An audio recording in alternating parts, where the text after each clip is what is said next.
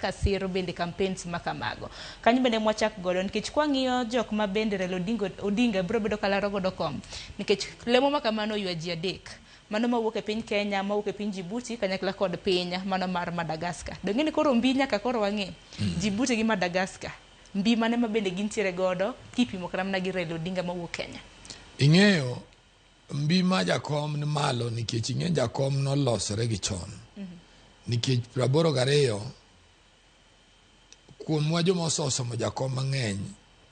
kitimo by election ma Ugenya mane ni Jaramogi ochungo rengo jakom joma no campaign ni ng'ami luongo no rengo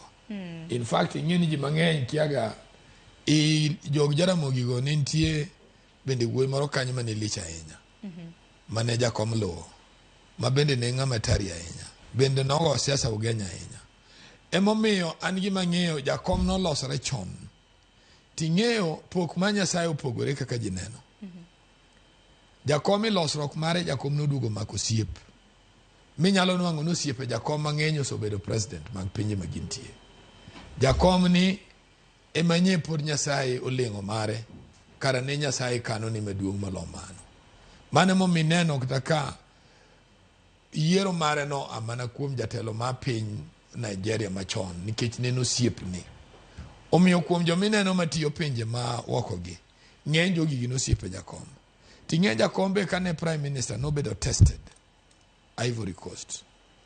nito en jatelo manyalo bedo machal nade kanodhi kacha notiyo a lot of wisdom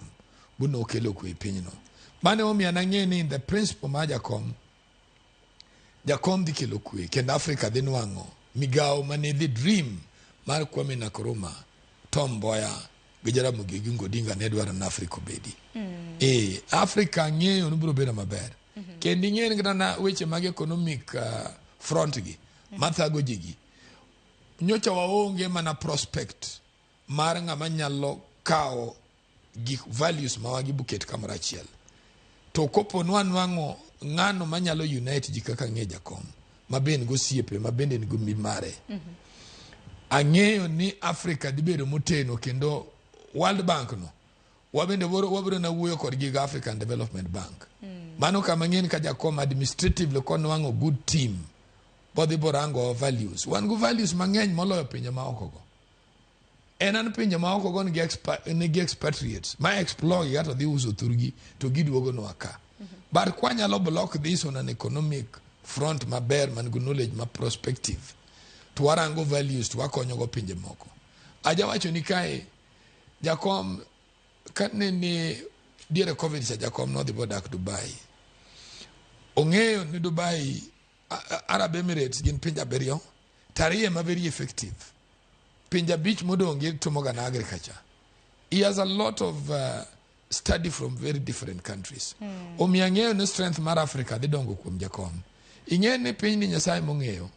ok nyal ng'eyo gima Nyasaye ochano ni Paul ne ng'ano mane Nyasaye waro mogik kuom joote ne 12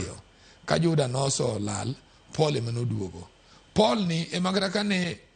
wach Nyasaye kethre makoro ji osotamre Petro to luongo joka to nyiso ni Petro ni mane Nyasaye wenwa ka Nyasaye dhi omiyo wadong urgu Petro ni kech Petro ni mantie omiyo jakom bende nyochi neno kata ka lweny obiri Kenya kae mang'eny kanene lweny mare Kibaki obetie he sat down on his own in fact na dhi jakom city mochari gima noduoko jakom ji ok ong'eyo sama ne the late Martin Shikuku no ywayo sanduk manokanie mama moro kech Martin Shikuku kara no sobedo ng'ama otegno no koluoro jomotho kano ywayo mama moro bo jakom oneno ka ong'ad mama chage nyathi from that day mane jakom chenche no lweno nyaka we and mane winjruok ne Kibaki ochakre ne wadhi city mochari gimos 10 odhiambo wane wadhi chon to jakom biro join was 10 odhiambo ka gin go bodyguard mari miluongo no duoro jakom no neno gicha neno kapa jakom olokre ka wani mochari kacha and kanye mane no wacho no koro gine nyaka rum no dwaro peace nya neno ka loch nyo biro ne lwedo kanyoro lweny mar jo matindo biro e Kenya bo piny olal ne kata won piny masani jakom in his own wisdom nyo chung bo keto kwe kweno koro nitie kama oterowa. Emomiyo ang'eyo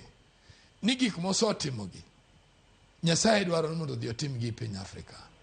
Jakom no be manyalo chung' tir bwach ni ng'at adier ni gima odwaro ni ok onyal timore nikech guma. Gima kore dwaro ni tendie manotimo alia ka in ionge. Omiyo ok inyal biro gi pachi mopogore guma ji timo. Iwinja? Ineno kata views moko ma jatelo ma Amerika kelogi. Jakom no me nyalo fese ka jakom no go facts. Bung'ise na kama kore dhieno to koro ok nyal bedo gima wayiego kaka Afrika. Ting'eni pincha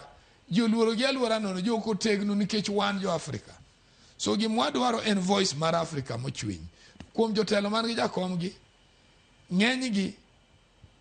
gin jok ma ji bende kawogi ni gin ga decision moro. Gin gi joma tindo ma bende lwenje gi richo, ma seche moko lwenje gidhi buketh pinje moko. Emomiyo jakom kama koro okawo komni, gima duong' ma en go mokwongo en the challenge ni nyaka oger a sister office e areas ma opponents ne gi aye. Ina mana makata onyalo ga kawo time ne to dhi kucha mondo gi study culture ma jogi, ngimagi